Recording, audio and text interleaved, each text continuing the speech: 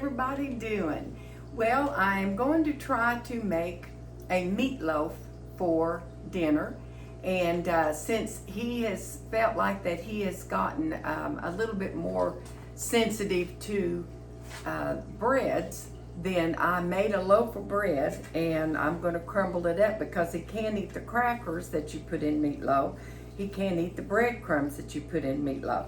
So I've just made him a loaf of bread and I'm getting ready to, I've crumbled it up, going to put it in the oven. This is my affogato bread that I've already had on there a couple of times.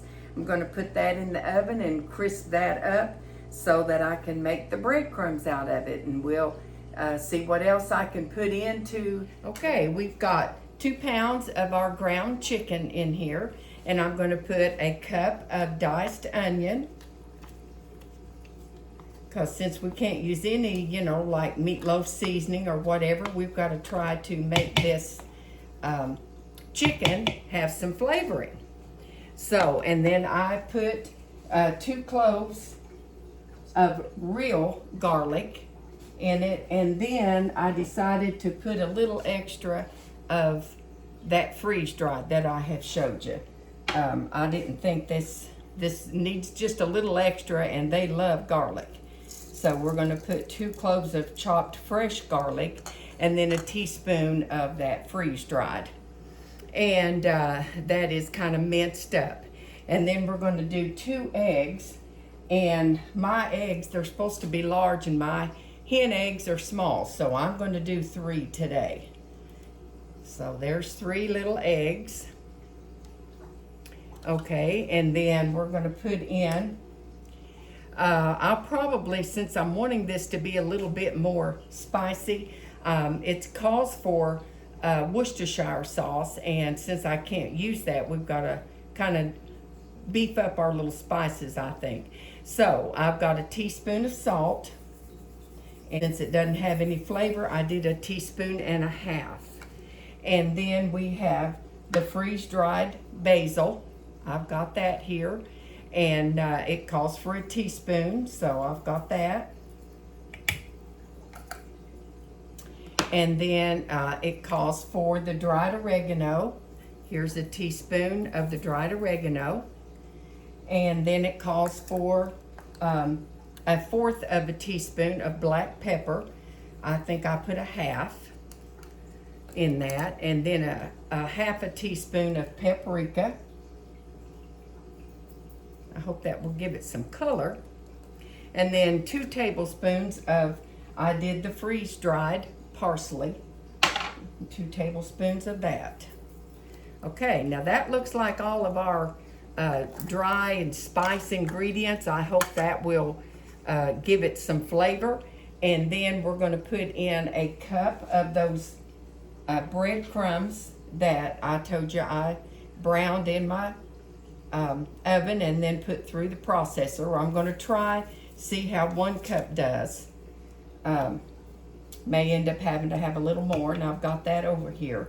And now we kind of like green and red peppers in ours. Well, they don't like green. I use the red, the yellow, and the orange. So I've got those diced up in here. And then to make it like the Cracker Barrel that we had, I diced up real thin because this doesn't really melt too good, but we want to be able to taste that cheese. So I diced up, oh, there's a little bit too big a one.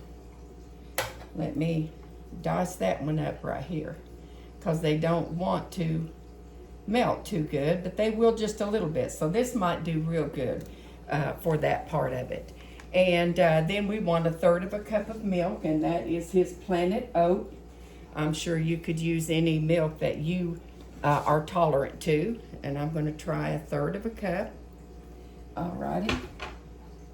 And about the only way you can do meatloaf is to get in with your fingers and your hands. So it's going to be messy, but my hands are clean. And it also calls for some ketchup, and since I can't use Worcestershire, it says 3 tablespoons, and he has found this 0 G Hughes Zero Sugar. This one is green on his Fig app, so we'll be using that if I can get some of it out. Okay, there we go. I'm just going to guess at it. And I will make him some. I had made him some using the sugar that he could tolerate, but now that he can't tolerate any, I've not had time to make him any sugar-free ketchup. So we're going to try it this way and see how it goes. I hope this is really good. I've never made it before, but it looks spicy, and it also smells very good. It's going to need a little more bread. So we've already put 1 cup, so I'm going to go here and do another half a cup and see how that makes it feel.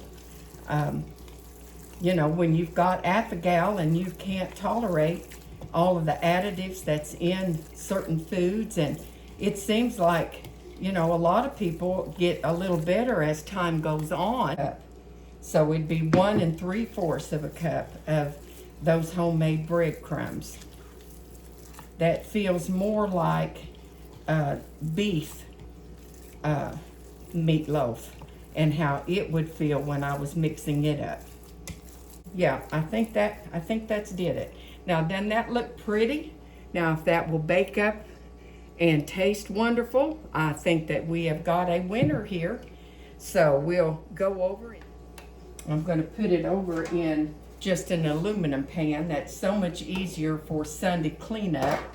That, you know, and I don't think it's going to need greased or anything. This is really feels like it's got a lot of juice in it, and it smells really good. I am excited to taste this Sunday.